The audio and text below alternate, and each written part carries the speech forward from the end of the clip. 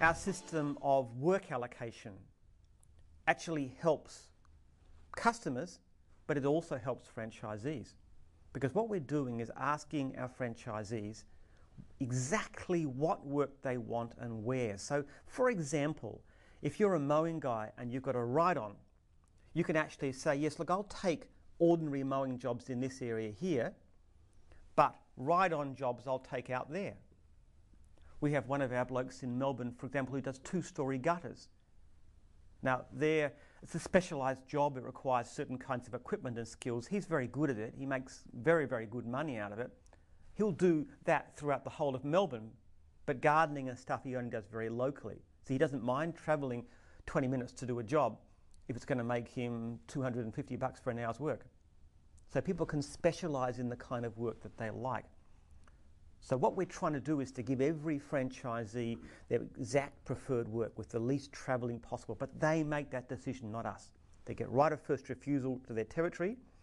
For work outside that, they decide exactly what services and what suburbs they want. And they can change that any time.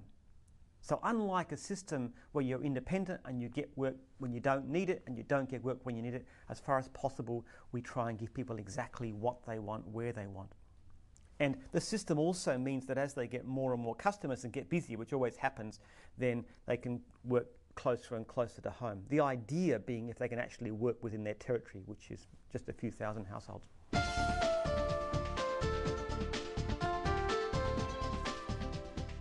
We have a buying group. We work on deals for mobile phones, for example. Typically our mobile phone costs are at least, we've got a deal where they save at least 40% off a normal phone deal. We have deals on insurance. We get fleet buyers discounts for cars. There's a whole lot of things where we can save our franchisees money. But the single most important thing we do for our franchisees is provide a mentoring relationship with a franchisor. Now, a franchisor in gyms is a very special kind of role. Franchisor is somebody, usually a successful franchisee themselves, who know what it's like, have been out in the field, have made good money. They understand how to run a successful business. They're also people who've got good standards of customer service, and they're also people, this is harder to assess, we really look for this, somebody who likes helping other people. Somebody who's been a trainer is ideal. The kind of person who, just for their own goodness of heart, will spend a half an hour on the phone in the evening giving advice to a new guy. That's the person we like to take as a franchisor. Now, the franchisors have two very, very important responsibilities. They organise the advertising and they run the meetings and so forth. But the two most important things they've got to do is this. Firstly, they need to respond to franchisees' phone calls fast. Now, most of them will take a call on the spot, if not ring back straight away. The absolute maximum allowed is 24 hours. And we expect them not only to respond fast to the franchisee, but as far as possible to try and do whatever it needs to help them out. That's absolutely crucial. And we found, statistically speaking, because we survey our franchisees regularly, that franchisors who do that tend to have very unhappy franchisees. Very small minority, and we've really got to deal with those and train those guys and say, come on, you're not responding fast enough, you're not responding effectively enough, your franchisees are unhappy, we've got to get this right, absolutely crucial. And the second thing that a franchisor does, and strangely enough this is even more crucial, a franchisor should ring the franchisee regularly. Even if the franchisee's been ringing them, they pick up the phone and they call them or they go to see them. Now, if you'd have asked me a few years back whether this was important, I'd say, well, why? If the franchisee rings you, that's enough. But we've actually found from our surveys that franchisors who do this, ideally once a week, but certainly at least once a month, tend to have very, very happy franchisees, successful franchisees, and they also tend to be growing their business. Because happy franchisees grow businesses, that's the key. So the mentoring, the personal one-to-one. And the good thing about a mentor is this, it actually deals with an individual's problems. So there might be 20 different reasons why a franchisee isn't succeeding as they should. They might not be charging enough. They might be not responding fast enough to phone calls. They mightn't be upselling to extras.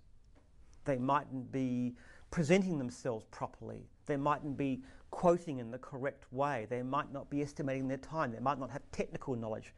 There's so many different reasons. Having a personal mentor means the franchisor can ask those questions and can find out what's going on and help that franchisee to improve. Whether the franchisee takes the advice is up to them, but it's up to us to provide it. And we know that effective franchisors who do this tend to have very successful and effective franchisees.